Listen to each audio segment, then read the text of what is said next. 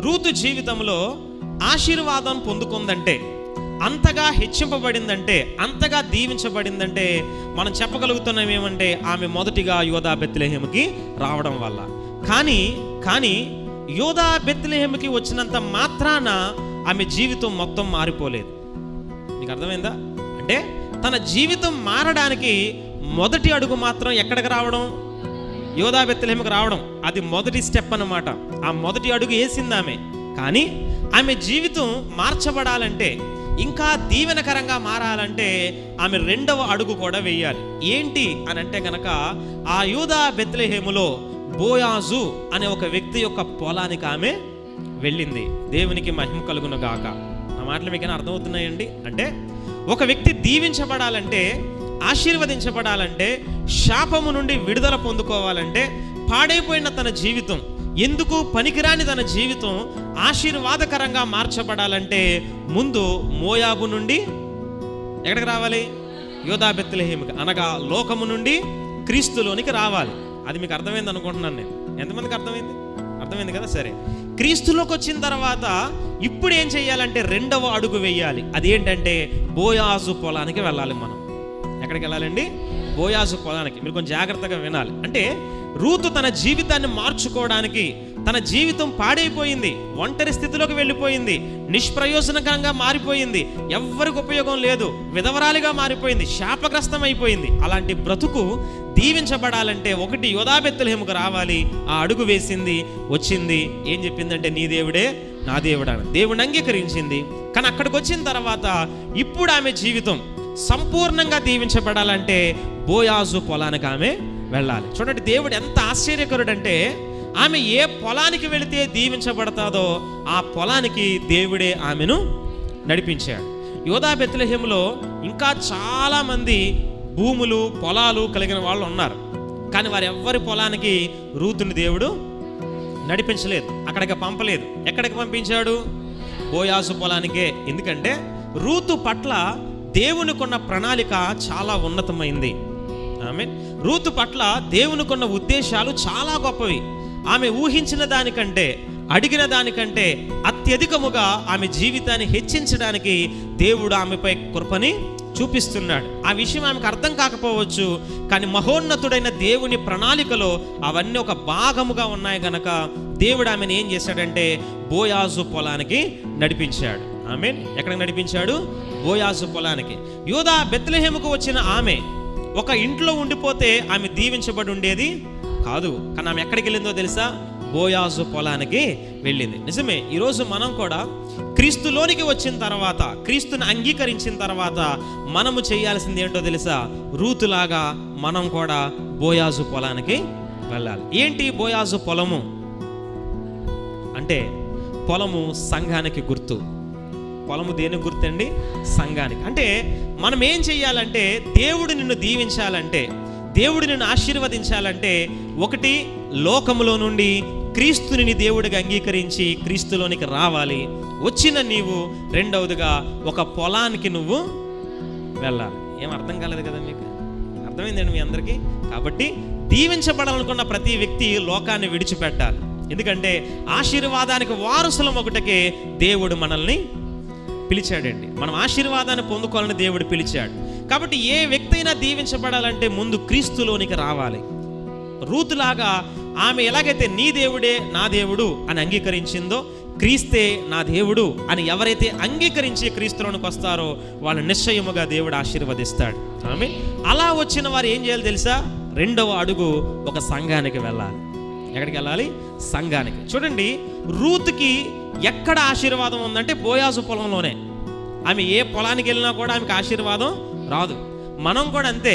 దేవుడు మనల్ని ఏ సంఘానికి నడిపించాడో ఆ సంఘానికి మనం వెళ్ళినప్పుడు దేవుని ఆశీర్వాదాన్ని సంపూర్ణంగా మనము పొందుకోగలం.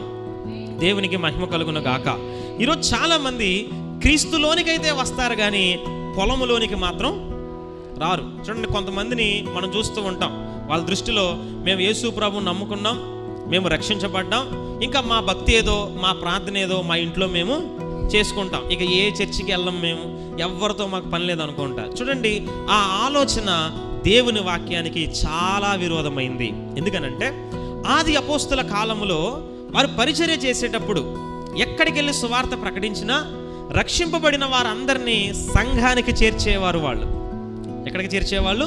సంఘానికి. అక్కడ ఒక సంఘాన్ని స్థాపించి సంఘముగా వాళ్ళందరినీ చేర్చి నూతనమైన వారిని ఆ సంఘానికి నడిపిస్తూ ఒక సేవకుని అక్కడ నియమించి మరొక చోటకి వెళ్ళిపోయేవారు. పేతురు కానీ, యోహాను కానీ, పౌలు గారు కానీ ఇలాంటి పరిచర్య చేశారు. అంటే ఏ విశ్వాస అయినా సరే యేసు ప్రభువుని నమ్ముకున్న తర్వాత ఒక పొలానికి ఖచ్చితంగా వెళ్ళాలి, అంటే ఒక సంఘానికి ఖచ్చితంగా వెళ్ళాలి. అయితే ఇక్కడ మనకి చాలా పొలాలు కనిపిస్తాయి. ఆ రోజు యోధా బెత్లెహేములో చాలా పొలాలు ఉన్నట్లుగానే రూతుకి మనకు కూడా చాలా సంఘాలు కనిపిస్తాయి. అయితే ప్రతి సంఘానికి మనము వెళ్ళడం అనేది కాదు, కానీ దేవుడు నిన్ను తన ఆత్మ ద్వారా ఏ సంఘానికైతే నడిపిస్తాడో, ఎక్కడికైతే నిన్ను ఆకర్షిస్తాడో ఆ సంఘానికి నువ్వు వెళ్ళడం ద్వారా దేవుడు అక్కడ నిన్ను ఆశీర్వదిస్తాడు. ఆమేన్. కాబట్టి రూతు రెండవదిగా ఏం చేసిందంటే బోయాజు పొలానికి వచ్చి తన ఆశీర్వాదాన్ని పొందుకోవడానికి సంపూర్ణమైన అడుగులు ఆమె వేసింది. దేవునికి మహిమ కలుగును గాక. అయితే అలా బోయాజు పొలానికి వచ్చిన ఆమెతో బోయాజు ఈ మాటలు చెప్తున్నాడు. ఏమనంటే, నా కుమారి, నా మాట వినుము, నీవు ఈ పొలాన్ని విడిచిపెట్టి పోవద్దు, దీనిని విడిచిపెట్టి వెళ్ళొద్దు, నువ్వు వేరే పొలానికి నువ్వు వెళ్ళొద్దు, ఇక్కడే నిలకడగా ఉండమని చెప్తున్నాడు. ఎందుకంటే చూడండి, మొదట నీ దేవుడే నా దేవుడు అని చెప్పుట ద్వారా ఆశీర్వాదంలోనికి ప్రవేశించింది. ఎవరు? రూతు. మనం కూడా యేసు ప్రభువే నా దేవుడు అని అంగీకరించుట ద్వారా మనం కూడా ఆశీర్వాదంలోనికి ప్రవేశిస్తాం. అయితే అది కొనసాగాలంటే, మీకు అర్థమవుతుందా? అది సంపూర్ణంగా పొందుకోవాలంటే ఏది?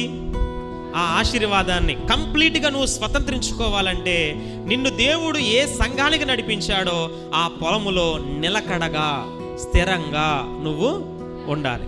ఏ వ్యక్తి అయినా సరే క్రీస్తులోనైనా, మీరు జాగ్రత్తగా వినాలి, క్రీస్తులోనైనా, ఒక సంఘములోనైనా, విశ్వాసములోనైనా, ప్రార్థనలోనైనా స్థిరంగా ఉన్నప్పుడు ఆ వ్యక్తిని నిశ్చయముగా దేవుడు దీవిస్తాడు. ఎవరిని దీవిస్తాడండి దేవుడు?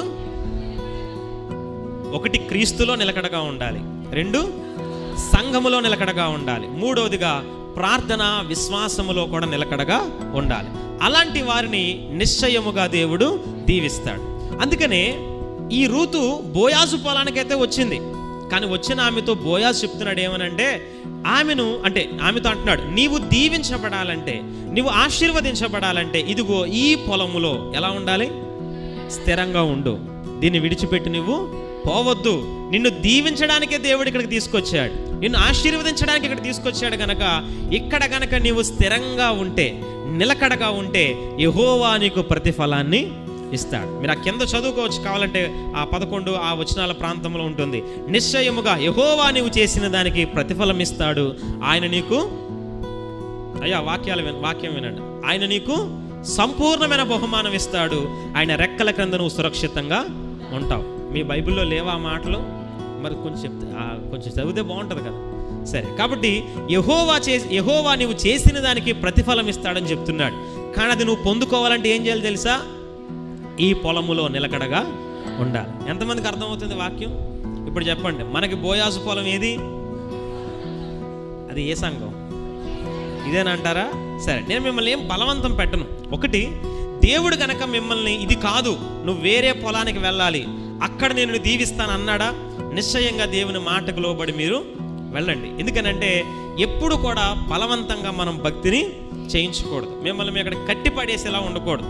ఒకవేళ ఎక్కడైనా నిశ్చయముగా నిజంగా నేను నిన్ను దీవిస్తాను, నువ్వు ఎక్కడ కాదు అక్కడ ఉండాలని చెప్పాడు అనుకోండి, నిరభ్యంతరంగా మీరు వెళ్ళొచ్చు, ఇందులో ఇబ్బంది ఏం లేదు. అయితే ఒకటి గుర్తుపెట్టుకోండి, ఏంటంటే మళ్ళీ మీకు ఒకవేళ ఎప్పుడైనా తిరిగి రావాలనిపిస్తే మన చర్చి తలుపులు ఎప్పుడు తెరిచే ఉంటాయి. కాబట్టి ఎప్పుడైనా మీరు చక్కగా నిరాటంకంగా తిరిగి రావచ్చు, ఎటువంటి అభ్యంతరం కూడా లేదు. అయితే ఒకటి గుర్తుపెట్టుకోండి, నీకు బోయాజు పొలం ఏంటి అనేది మాత్రం నువ్వు గుర్తించాలి, నువ్వు గ్రహించాలి. ఇక్కడ రూతు అది గ్రహించింది కాబట్టే ఆ పొలానికి వెళ్ళింది. కానీ అక్కడ రూతుతో బోయాజు చెప్తున్నాడు, నువ్వు నిలకడగా ఉండు, నువ్వు స్థిరంగా ఉండు అన్నాడు. నిజంగా ఆ బోయాజు పొలంలో స్థిరంగా ఉండిపోయింది ఆమె. యోధా బెత్లెహేములో మళ్ళీ ఇంకొక పొలానికి ఆమె వెళ్ళలేదు. మీరు ఎక్కడైనా గమనించండి, ఆ వాక్యంలో మరొక పొలానికి వెళ్ళి ఆమె ఎప్పుడూ ఏరుకోలేదు, మరొక పొలానికి వెళ్ళి ఆమె ఎక్కడా కూడా పని చేయలేదు. ఎందుకో తెలుసా? ఆమెను దీవించే పొలము బోయాజు పొలమే. అందుకని నిలకడగా ఉందామె చివరికి సంపూర్ణమైన బహుమానాన్ని ఆమె పొందుకుంది. దేవుడు మిమ్మల్ని కూడా దీవించాలంటే మిమ్మల్ని నడిపించిన సంఘములో ఎలా ఉండాలి? స్థిరంగా నిలకడగా ఉండాలి. క్రీస్తులోనూ నిలకడగా ఉండాలి, సంఘములోనూ నిలకడగా ఉండాలి, మీ విశ్వాసములో కూడా మీరు నిలకడగా ఉండాలి, అదేవిధంగా మీ ప్రార్థనలో కూడా మీరు నిలకడగా ఉండాలి. ఎందుకంటే నిలకడగా ఉన్నప్పుడు దేవుడు మనకి ప్రతిఫలాన్ని ఇస్తాడు.